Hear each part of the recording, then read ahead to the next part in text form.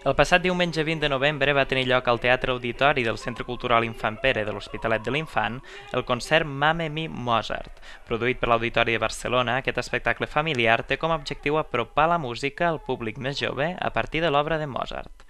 El concert forma part del programa de formació de famílies que l'Auditori de Barcelona imparteix a pares i fills i que consta de dues activitats. En primer lloc, un taller com el que es va fer el dissabte 5 de novembre al mateix Centre Cultural Infant Pere de l'Hospitalet, amb activitats pensades pels infants, i en segon lloc, aquest concert on pares, mares i fills s'apropen d'una manera directa i diferent a la música i la figura del compositor Mozart.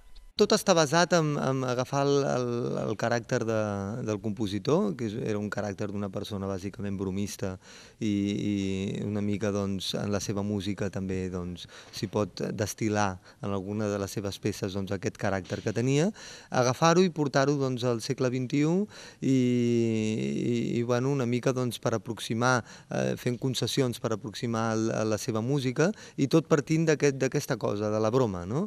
I tot és una mica una broma.